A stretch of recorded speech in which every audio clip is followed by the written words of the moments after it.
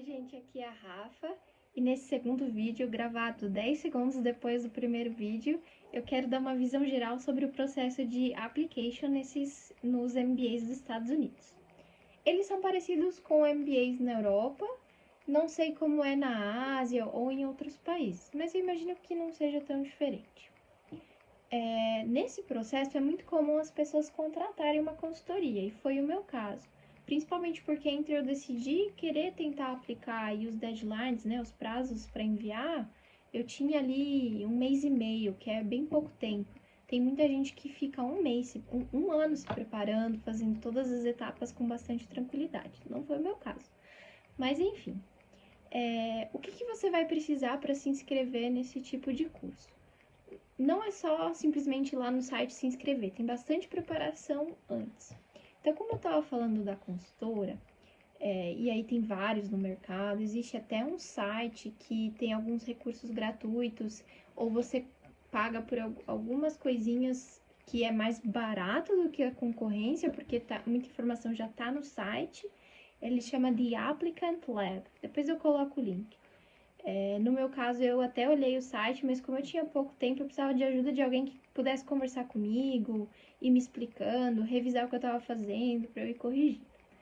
Bom, deixa eu começar do começo que eu já fui pro final. Quais são as coisas que você vai precisar? Você vai precisar, como aluno internacional, a não ser que você tenha estudado, feito a graduação num lugar que inglês é a língua primária, você vai precisar de uma prova que prove que você tem fluência em inglês. Essa prova é o TOEFL. O TOEFL, se eu não me engano, é dividido em 4 partes, né? De você tem que escrever, você tem que ouvir, você tem que interpretar texto e alguma outra coisa. Eu não lembro, depois eu posso fazer um vídeo só sobre TOEFL. Mas se você já tem costume de usar o inglês no trabalho, talvez, ou já morou fora, eu imagino que não é uma prova tão difícil. Mas em outros casos, talvez quem não esteja usando tanto inglês precise estudar um pouco mais, principalmente para saber qual que é a estrutura da prova, o que vem antes de que e tal. Algumas escolas exigem uma nota mínima dessa prova, outras não. E algumas nem exigem a prova. O MIT, por exemplo, não exige essa prova. Eles vão avaliar o seu inglês por um vídeo que você tem que enviar no application e na entrevista se você passar para a entrevista. Mas essa questão do vídeo não são todas as escolas que pedem. Um vídeo aí de 1 minuto que você se apresenta, explica alguma coisa. Voltando de novo ao começo. Então, eu falei do TOEFL. A segunda prova que você precisa se chama GMAT, ou se você não quiser fazer o GMAT, você pode fazer o GRE, que é uma prova que também serve para mestrado. Mas é mais comum para MBA o pessoal fazer o GMAT. Ele é separado em... Hoje em dia tem uma primeira etapa que chama Integrated Reasoning, que é uma parte de lógica, mas são poucas perguntas. E as partes maiores da prova é Quantitative Reasoning, que seria raciocínio matemático, e Verbal Reasoning, que seria também raciocínio verbal. E é uma prova inteligente, ela é online, então ela meio que vai percebendo que você está acertando e errando, e aí é assim que ela define as próximas perguntas que ela te dá. Então ela vai interagindo com você. Eu fiz essa prova online de casa por conta da pandemia e parece que agora eles vão oferecer para sempre essa modalidade, que você faz com uma pessoa te observando, que você não está olhando nenhum site, nenhum caderno, nem nada, não tem ninguém te ajudando. E se fosse a versão física que você vai num lugar fazer a prova, aí também teria uma redação. Mas o mais importante, o grosso é essa parte quantitativa e verbal, que vai definir a sua nota no final do dia. E a nota também, ninguém fala muito bem que nota você tem que ter, mas lógico, quanto mais alta, melhor, só que chega uma hora que fica tão difícil que talvez não valha a pena você ficar se dedicando para melhorar a sua nota e você precisa se dedicar em outros aspectos do application. Quais são esses outros aspectos? Então, depois das provas, você, antes de começar a escrever as redações, e cada escola tem uma pergunta, um tamanho de redação é um pouco diferente, você precisa pensar quais são os seus objetivos depois do MBA, durante o MBA, por que você está indo fazer o MBA, por que você quer ir para aquela escola, qual que é a sua história, qual que é o seu propósito de vida, por assim dizer, quais são os empregos que você quer ter depois que você se formar no MBA. Então, é isso que a consultora me ajudou muito, a pensar nessa estratégia, né? Da onde que eu vim e para onde que eu vou, ligar os pontos e mostrar que fazia sentido eu fazer o MBA. Então, eu acho que essa é a parte mais central do application, porque dali você vai escrever o seu essay contando um pouco dessa história e respondendo a pergunta que cada escola está te fazendo. Além do essay, algumas escolas pedem vídeos, como é o caso do MIT. O MIT não pede uma redação, um essay, ele pede uma cover letter, que é uma carta de apresentação. Então é muito mais curta e dá pouco espaço até para você explicar o que você tem que explicar. É difícil. Ser sucinto é bem difícil. Além disso, você precisa de cartas de recomendação. A maioria da escola pede 2 cartas de recomendação. O ideal é que seja de um supervisor imediato seu atual e talvez um que foi de alguns anos atrás, de um outro emprego. Essa carta de recomendação ela tem algumas perguntas específicas, não é uma carta livre, a pessoa tem que responder, acho que são 4 ou 5 perguntas, e responder dando exemplos. Não pode ser só, essa pessoa é legal.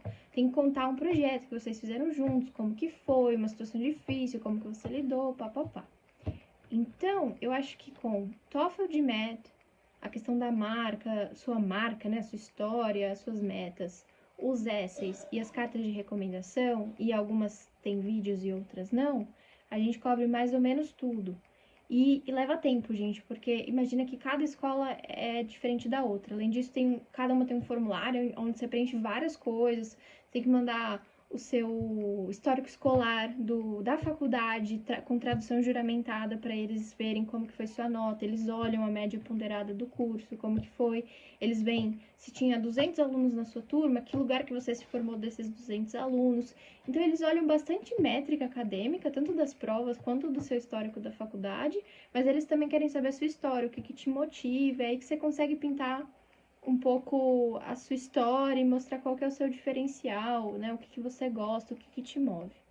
Então, de forma geral, esses são os passos do application. Você manda até o deadline, ou prazo final.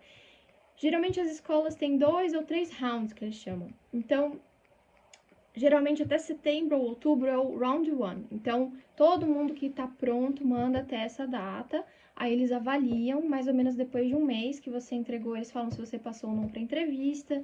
Aí, mais ou menos por um mês, eles fazem entrevista. E depois, mais um mês para você saber se você passou ou não.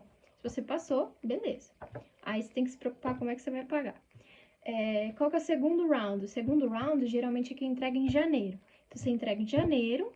Eles, em fevereiro, vão te falar se você passou a entrevista. E você vai fazer durante fevereiro, março. Em março, mais ou menos, eles vão falar se você passou ou não. Algumas escolas ainda têm o round 3, né? O terceiro round, mas não são todas. Geralmente é melhor aplicar mais cedo, porque eles vão montando a classe pensando em formar algo bem diverso, né? As classes às vezes têm 400 pessoas, mas chegam a ter 1.000 pessoas por ano. Então eles querem montar pessoas de indústrias diferentes, países diferentes.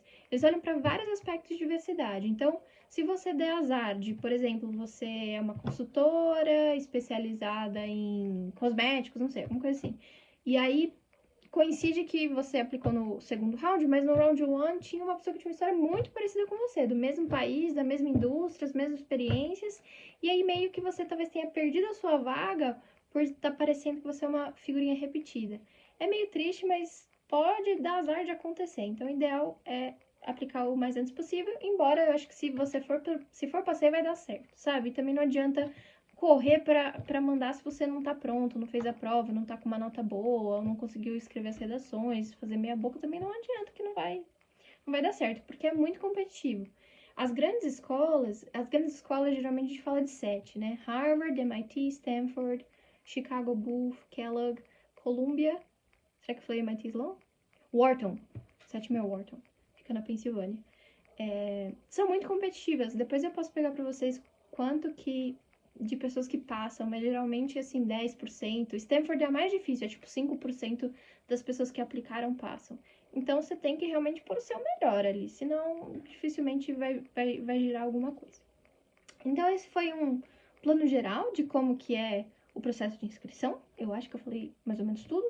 Depois a gente pode fazer vídeos falando só do GMAT, só das redações. Talvez eu queria trazer a minha consultora para conversar com vocês também, que eu gostei muito de trabalhar com ela, se chama Eline. E eu acho que é isso, gente. O vídeo tá ficando grande, então eu vou parar. Muito obrigada. Tchau, tchau.